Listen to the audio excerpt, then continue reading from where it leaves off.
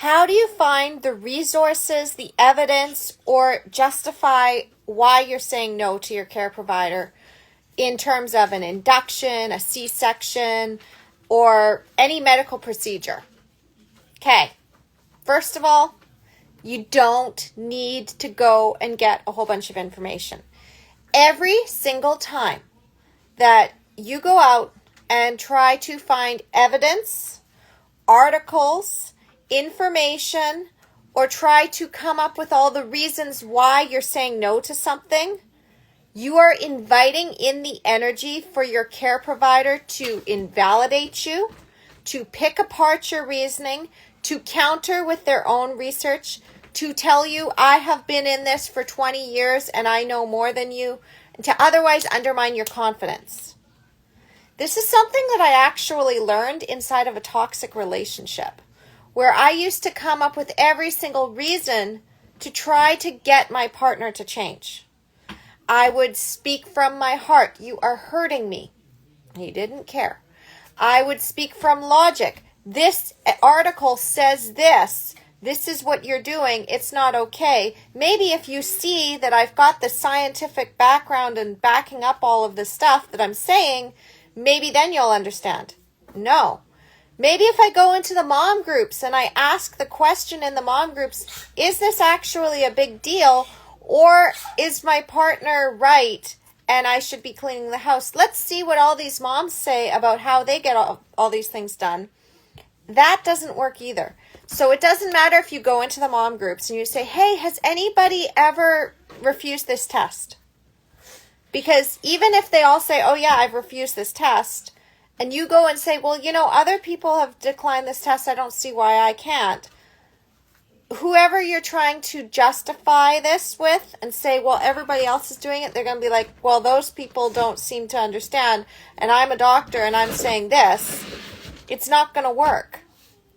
If you are constantly looking for validation or evidence to back up your choices, you got to stop it. You have to stop it. If you want to have a birth where you are completely in control, where you're the decision maker, this is what you need to do. Make the decision.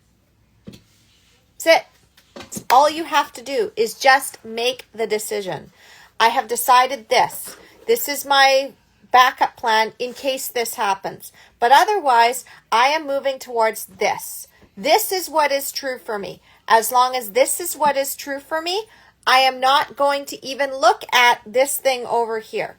Yes, I hear that you are telling me that this is dangerous. Yes, I hear that you are telling me that all of your books, all of your textbooks are saying this. All of your experiences, all of your truths are different from mine. It doesn't matter. It really doesn't matter. Your care provider has their own biases. That's okay. When you become the relationship leader and you really understand this, you can embody this in your relationships with your children. You can embody this in the relationships with your parents, with your partner, with everyone in your circle of friends, with your care provider, with authority figures. You can embody that. What is true for you? If you don't want to go and have that C-section or that external cephalic version, the ECV, for a breech baby, and you just want to trust your body and see, well, maybe my baby will flip. And if they don't, they come out feet first, that's okay. If I feel I need to call in for a C-section, I will. But otherwise, I'm committed to having this natural birth as long as I feel that's what's true for me. That's it. That's all you have to do. If you're feeling in your heart and soul that your baby is growing perfectly fine at their own rate, and it doesn't matter what the ultrasounds are saying, it doesn't matter that they're saying that they're in the second percentile for growth at 35 weeks. It doesn't matter that they say that you're measuring still small even as you approach your due date. It doesn't matter, because if you feel in your truth that you just don't need to induce, that maybe your baby is just going to catch up in growth, then you might end up going into labor at 41 weeks and end up having an almost 8-pound baby and being like, wow, if I had induced back when they wanted me to, that would have been super traumatic and I would have had even more trauma than what I actually experienced.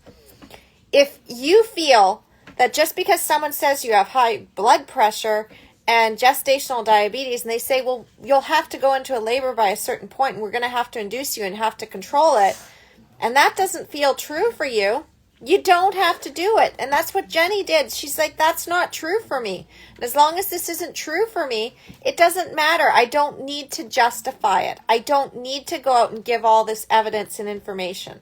Because the second you try to back up what you're saying, you know what you're actually saying?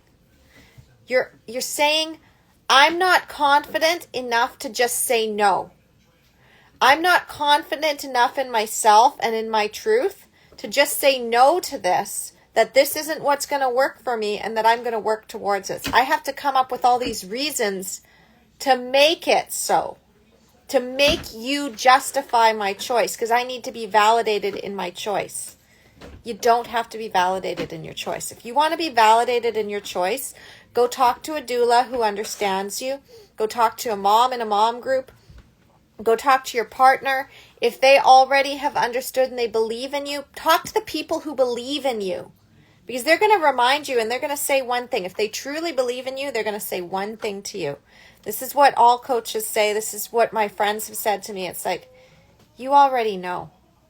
You already know where you need to go. I'm going to lovingly support you to do what is already right for you. And maybe I wouldn't do the same thing. Maybe I don't fully agree with you, but I love you. And I know that this is what's true for you. And that's why you go for it. And I mean, my book, Your Empowered Birth, talks about this a little bit, and I'm probably going to go deeper.